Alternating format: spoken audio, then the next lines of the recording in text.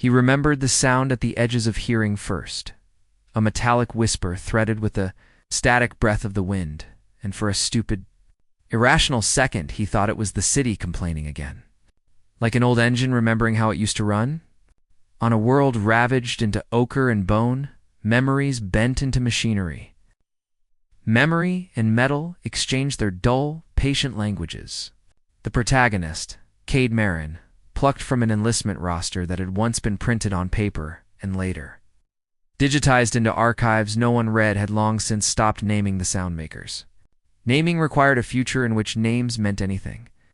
He'd traded names for a list of small, reliable actions. Check the seals, scrape the salt, patch the filter, listen. The list was shorter each month. The planet lay under a bruised sky, an atmosphere reduced to stubborn patches of oxygen and a great deal of dust. 2 suns had gone dead centuries before anyone could count with certainty. The third, the thin blue ember that had once promised summers, had withered into anemic light, casting long, pale shadows over the ruined halls of cities that had once hosted millions. Where glass had once stitched sun to skyline, only jagged frames remained, like the ribs of shipwrecks. Salt gathered in crescent dunes around the bones of streets. The wind carried the smell of old oil, scorched paper, and the metallic tang of ancient reactors. Kade walked through it all, as if moving through a half-remembered dream. He kept his helmet open when the wind permitted. Oxygen was precious and measured, but the air tasted of home in small, ways of grain, fires, and diesel, and the iron-sweet temps that arrival bays carried in childhood. Memories he should not have been alive. There was a line in the field report somewhere, a curt, bureaucratic notation that called him presumed KIA, and then at some later time, unaccounted for. The line that changed everything, the one his mind kept running against like a fish against a net, was a short, bureaucratic whisper, presumed, ... reassess. He had watched his unit dissolve into the desert like a memory. One by one, ambushed, broken, taken by something the cumlogs could only call contact. For months he had crawled the wastelands alone, scavenging not out of optimism but because the habit of movement had become indistinguishable from breathing. Survival was a sequence of mechanical rituals: prune, reuse, avoid heat. Avoid the centers where pillars of black glass still hummed old warnings. The inciting anomaly came at dusk. Late, as the stars began to prick the sky with the cold patience of witnesses, he had been camped at the lip of a collapsed overpass, the skeleton of a freeway now a ramp to nowhere. Listening to the desert swallow his breath, the sound, that metallic whisper, rose, then fell, then rose into something not mechanical at all, a note, singular and pure, sown from frequencies his ears had not been taught to hear, but which his body recognized as a summons. The signal came blurred through radiation and dust, call that might have been interpreted as a distress beacon by any standard military scanner. But the signal's pattern had a sophistication that made him, despite himself, set down his mug and walk toward it. Any other man would have called it curiosity. For Kade, curiosity had been the thin cord that had kept his humanity threaded through loneliness. He walked because habit told him to, and because he had learned to trust the small. Human inclinations that remained after doctrine and orders had been stripped away. The note guided him across a plain of crumbled concrete and the flattened husks of factories until the air turned colder. As though he had crossed into another season altogether. There, half buried in a dune that the wind had tried and failed to bury, he found the structure. It looked impossible in the way that certain nightmares are impossible, too symmetrical. It's a hole, a wound that refused to scar. At a distance, it read like an intact cathedral, a black tower with facets that ate light. Its edges feathered with a lattice of metal work that brightened when his approach kicked static into the air. The structure was not of human make. The geometry was something like the language of those who built in empires of thought, not mere utility. The facade bore curves that suggested both shell and spine, and the door, when he pressed his palm to it, opened with the courteous sound of a being awakening. A pulse of cool air met him, saturated with a scent that suggested ozone and something like lilies. A foreign, almost fragile smell that belonged to a garden rather than a ruin. Inside, the space swallowed his presence with a quiet that was alive. as though the walls were attentive and listening for the right cadence of step or thought to allow him further in. Light pooled in soft geometries along the floor, a living map that showed him where erosion had not yet claimed the interior. His boots made sound there, unpracticed in such reverence. Each step echoed like a word. The vast interior of the chamber held artifacts that were not like human belongings. Curved alcoves held crystalline devices whose functions he could not divine. And the air itself seemed to be layered with faint, echoing recordings like the murmurs from a lecture hall after a great lecture had ended. A shallow pool reflected stars that were not the stars in the sky. And in the center of the room stood a dais with something wrapped in cloth, a figure, perhaps, or a machine. He drew closer. The exploration unfolded like an archaeology of absence. He cataloged the things he understood and the things he didn't with the same ritualized care he had used to strip parts from abandoned drones. Holographic nodes flickered with suggestion when he brushed them. Images washed over the walls in slow, patient sequences, faces that were not human but grasped for our categories the way a child tries on an adult's shoes, crowds reverent and solitary at once. Ships like living rib cages arcing above oceans of color.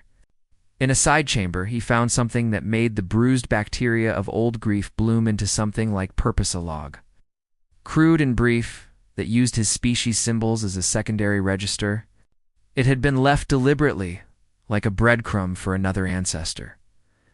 The log's author was not human.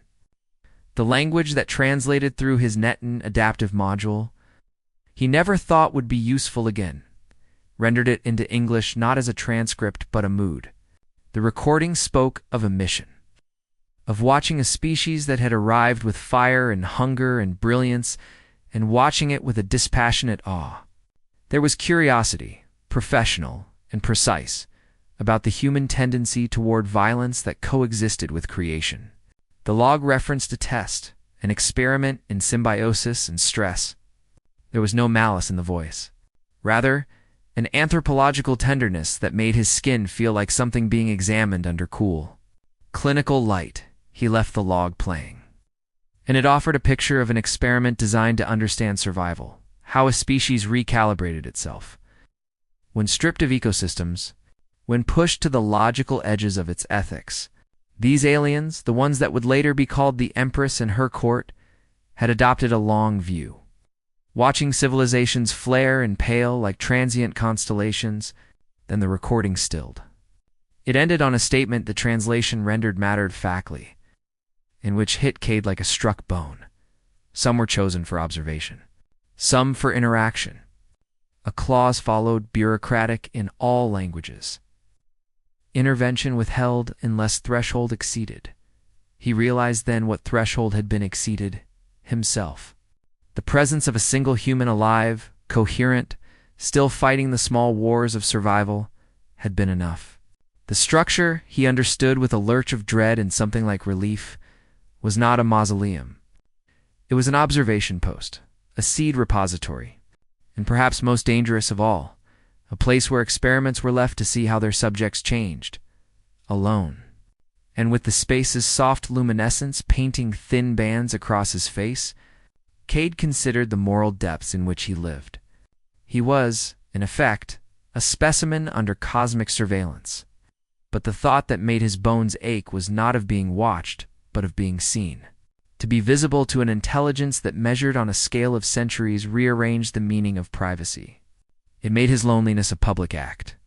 He sat on the cold dais, faced the empty cloth bundle, and thought about the things he still kept. A locket with a photograph of a woman who had loved him before the planet died. A dog-eared field manual, a small ceramic cup with a crack that fit his thumb exactly. He had kept these things because demolitions are made of memory as well as concrete. He did not meet the Empress there, not yet. What returned with him to the outside were echoes and the signal, which now carried a faint harmonic overlay, an invitation, or perhaps an acknowledgement. He slept poorly with the dome of stars, and the desert's breathing flattening around him. The next days unfolded as a ritual of return journeys. He would visit the tower, gather fragments, catalog, speak aloud to the recordings, until his voice felt less like a shout and more like an address. He told himself he was cataloging for tactical advantage because survival required records. But the truth was cruder. The creature inside him wanted witness. It wanted to be recognized as still existing by some intelligence deeper than the corroded machinery of his own people. When the Empress arrived, it was without fanfare.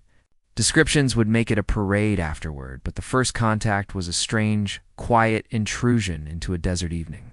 Kade smelled the ozone before he saw anything thick, green like the scent of an organism testing itself, and then the sky tilted, not with spacecraft, but with forms that moved in tight threaded choreography. They were not aircraft in any traditional sense. They were living technology, bodies wrapped in armor that reflected the dusk-like oil on water.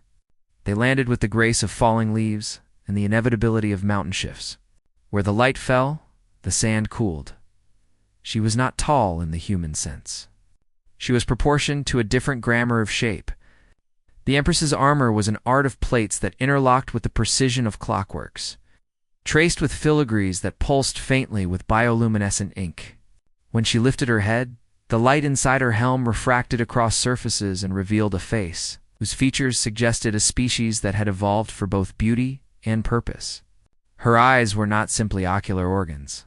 They were complex membranes, a lattice like a spider's web, threaded with luminescence that mirrored stars.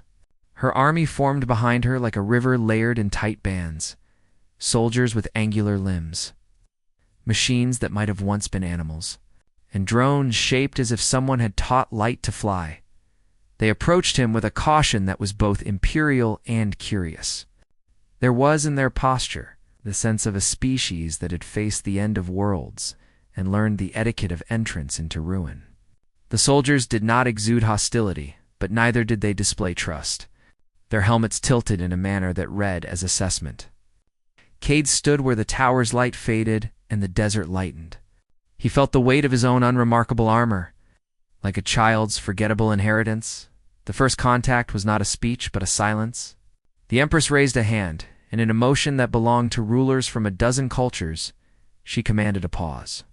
Then, through channels that bypassed throat and mouth, a voice came into his head as if someone had tuned the frequencies between brain and sky. It was not a voice that spoke in words first. It spoke in impressions, curiosity, calculation, surprise. When words came, they were careful, precise. "You are alive." "Yes," Kade said aloud, 'cause speaking remained a human ritual. The words felt weak. The soldiers shifted. There was an arrangement of gestures and a chorus of machine clicks. The Empress's inner voice slid back and forth over his memories with the focused dispassion of an anthropologist. She asked him why he was alone. He answered with the brevity his training had given him.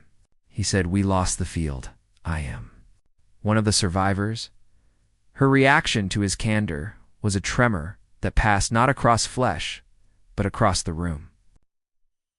For a being accustomed to empires and their slow, ruinous cycles, the presence of a sole soldier who still moved with the discipline of battle was an anomaly that disrupted long-term predictions.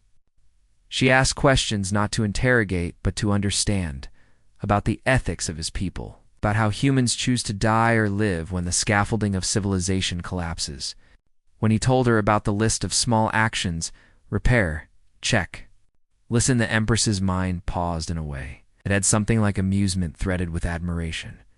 Then the Empress did something even more alien. She watched him fight. The first battle could have been avoided. That was the human analysis. The Empress's army, in fact, had no designs to press claim on Kade's small territory. Yet out there, in that broken city that was his route between supply caches, a band of scavengers, human, mutated by starvation into short tempers and long knives, ambushed him. Or perhaps ambush was too precise a word. Life in the wasteland was one improvisation stacked upon another. He was caught with his back to a half-ruined storehouse when the knives came. The Empress watched as another living creature, a human who had grown hard in the teeth of necessity, leaped into the fight with a kind of brutal efficiency that made him almost beautiful in the way of people, who only ever have to be good at one thing. Kade's actions in that fight were not cinematic choreography. They were the thrum of skill honed in small economies.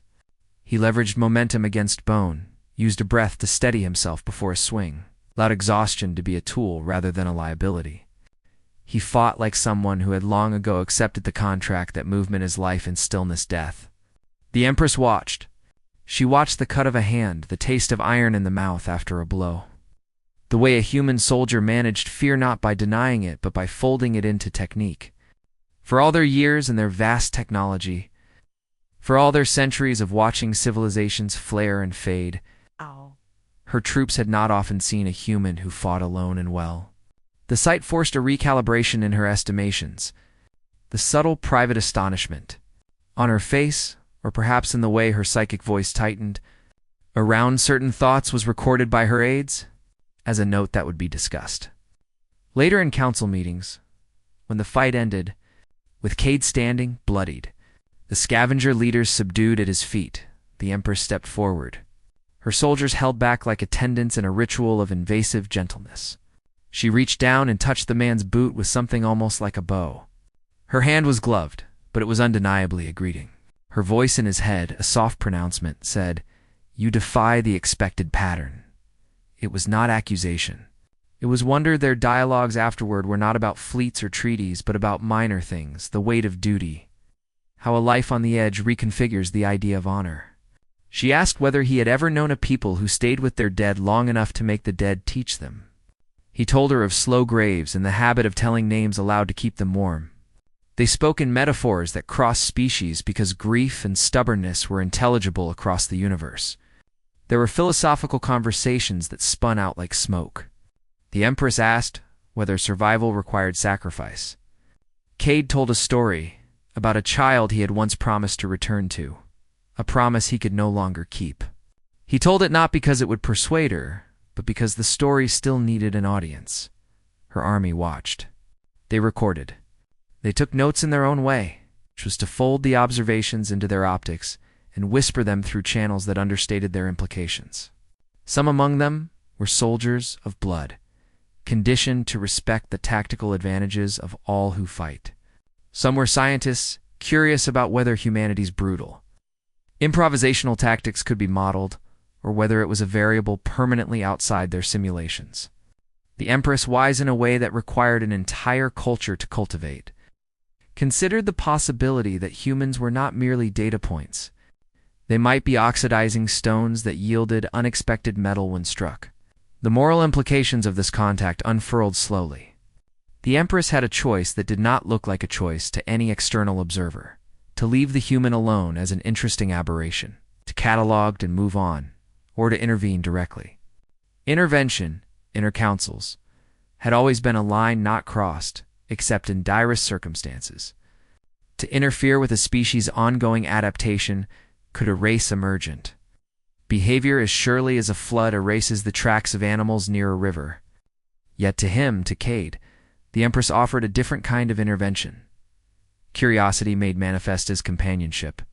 She offered her army to stand aside and watch, to act as a mirror that would reflect the truth of his actions back at him.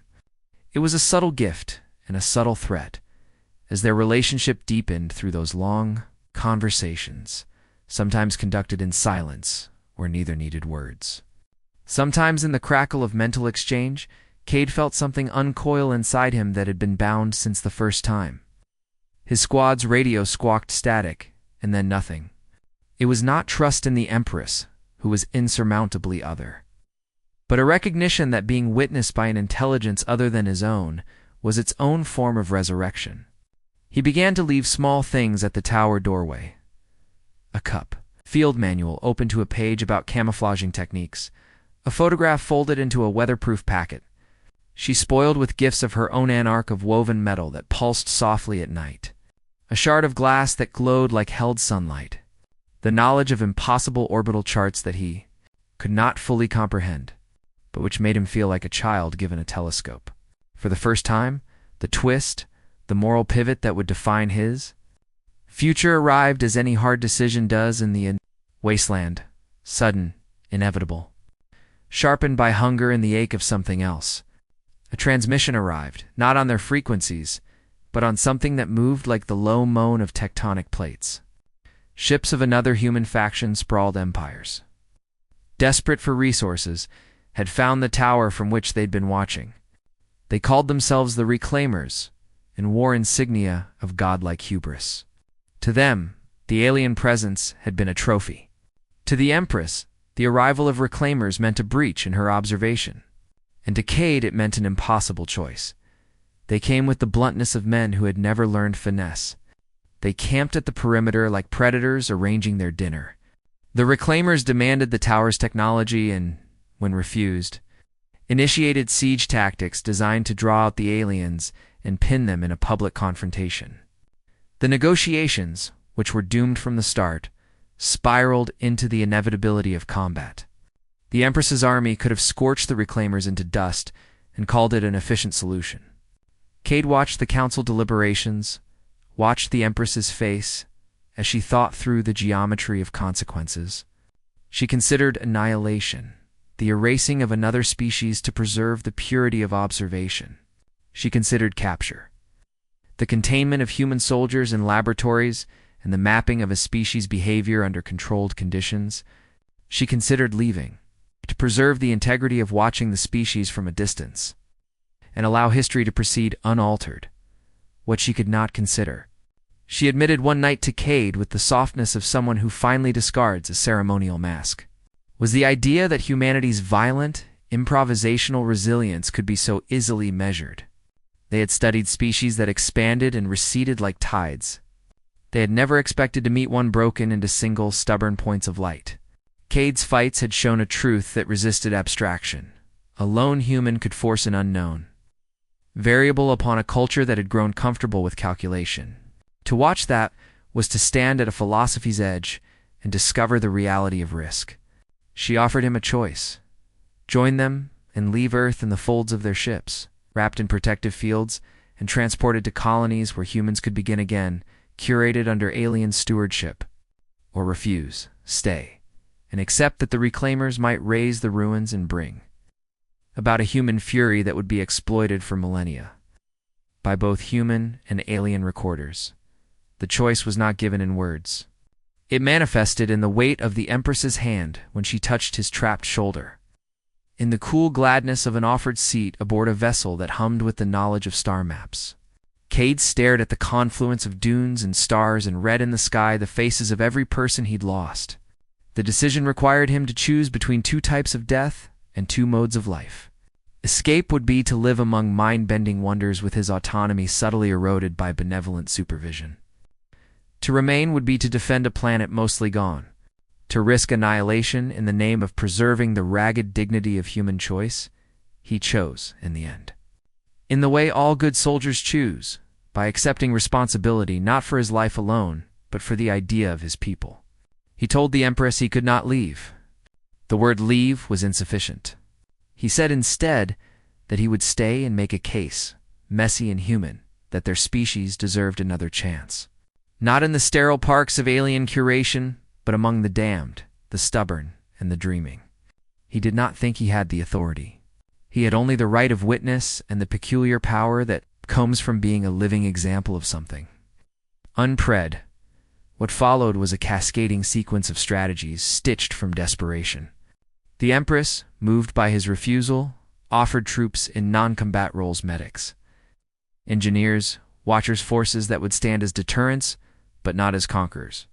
She taught them how to set up fields to obscure movement and how to reroute electromagnetic signatures. In return, Kade offered the Empress the human model of unpredictability, an understanding of when to fold fear into technique and when to convert fear into performance. Soldiers on both sides learned from each other in the clumsy, intimate exchange of survival. The Reclaimers assumed that all human factions were identical and thus predictable. They had not budgeted for the oddity of an Empress who respected an enemy enough to partner with him. The final confrontation did not come with a single trumpet. It came in a series of nights when the Reclaimers tested their luck and found it insufficient. When the battle happened, it was not the Empress who delivered the decisive blow, but rather the combination of things. She had nurtured human stubbornness paired with alien precision. Kade led a ragged band of humans and alien auxiliaries. In a night raid that was less about victory than about demonstrating choice, They moved through the guts of the city like ghosts, setting charges at supply caches and revving ancient drones to create confusion. The reclaimers, surprised by the unfamiliar choreography of human improvisation fused with alien timing, collapsed into confusion. Their strategy had been to crush quickly, to remove the curious variable. Instead, they were confronted with a hybrid tactic that could not be cataloged into existing models. In the aftermath, as the reclaimers fled under the 6 stars and their ships burned with the hubris of those who think themselves inevitable, the Empress and her army stood at the edge of the ruin like a survey of a new continent. She had the victory a ruler admires, not that of annihilation, but of directed consequence. She had saved a variable worth watching. Kade had survived in a way that changed him.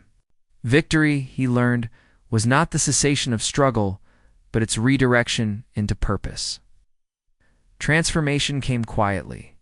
He had expected some miraculous melding, biological or cybernetic, that would make him less alone. Instead, the change took the form of subtle, almost domestic shifts. The Empress's medics adjusted. His damaged lungs with nanoscopic repair gels that made breathing easier and allowed him to taste the air with less pain. The engineers fitted his suit with a shield that hummed with alien math. He felt better, yes. He felt woven into systems that made him less fragile. But perhaps the real transformation was internal. He began to think, not with the narrow circuits of survival, but with the long arcs of possibility. He saw there were ways to make his kind not merely survive, but flourish, rare and deserving of long planning. The philosophical conversations that followed were less abstract than before. They were practical, wrapped in considerations of resource allocation and the ethics of stewardship. The Empress had taught him that to shepherd a species was to accept culpability. That the decision to save sometimes meant choosing who would bear the burdens of being chosen. She asked whether humanity would want to be saved on those terms. He answered that some might, but not all. The real challenge, he said slowly, was finding a form of survival that did not exploit the very essence of a species' agency. The Empress, who had the leisure of centuries, considered this and realized that it would require the slow invention of institutions that respected unpredictability. Then, like a tide that refuses to be contained by philosophy, a beacon pierced the long quiet. A faint signal, recorded remotely by alien nets, carried across the void ships. Not the reclaimers, not hostile, but a fleet from a distant human collective that had been searching the fringes for any sign of survivors. The signal was not a solved equation.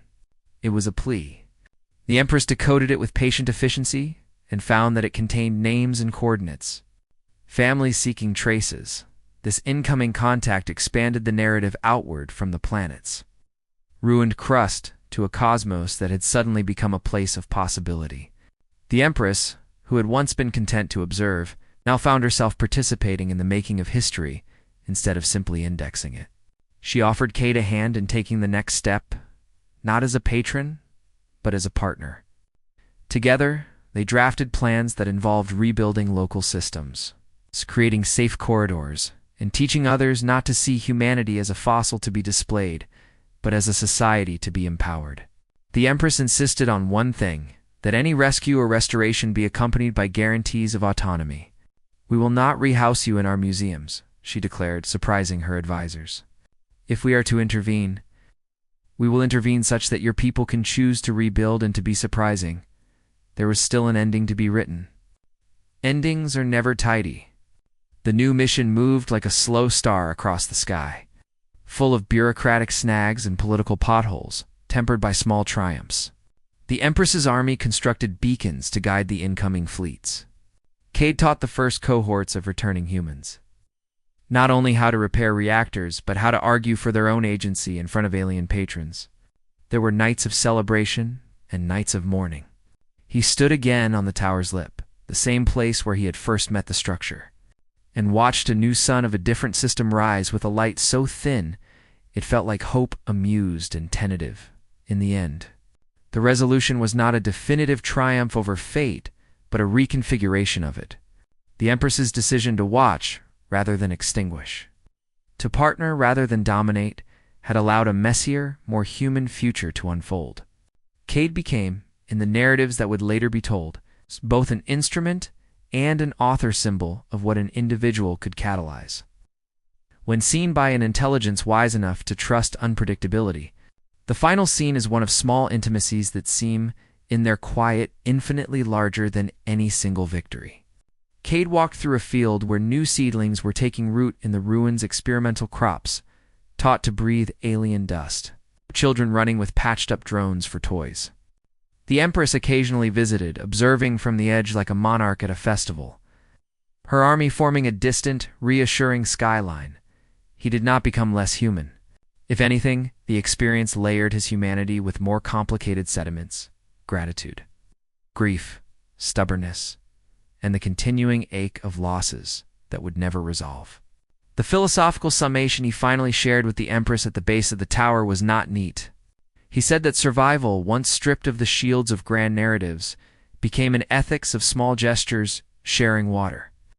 Teaching a child to pilot a drone, refusing to give up a book to the wind. The Empress listened, and when she replied, she did not speak of policies or algorithms. She said, with a ruler's clarity, that perhaps the universe's grand experiments had been too patient to notice the value of the small dot, and so the story closed not with a single, emphatic chord, but with the slow rise of an unfamiliar harmony. They had fought. They had witnessed each other. They had made choices that would ripple outward like stones dropped into a wide sea. The Empress and her army were no longer mere observers of humanity's last flickers. They had become collaborators in a project that promised less certainty than either had expected, but more life. Kade looked out over the rebuilding city, felt the wind that still carried the scent of oil and lilies, and understood that the fight had always been less for the world than for the right of his people to be themselves. Flawed, beautiful, unpredictable. The Empress, when she stood beside him, did not adopt his language, but offered another form of empathy, a willingness to change. That willingness, he thought, was the most human thing she'd shown in the narrated hush that followed, slow, intimate, and finally peaceful. The world may have been dying, and yet had not ceased making place for living. It was, perhaps, the oldest and sharpest paradox. Survival is not merely the avoidance of death, but the stubborn beautifying of existence in the face of it. And in the great ledger of species and empires, in the quiet columns where galaxies record their long histories, a footnote glowed with an odd warmth. An Empress had watched a solitary human fight, and, being stunned, had decided to learn how to be surprised on purpose.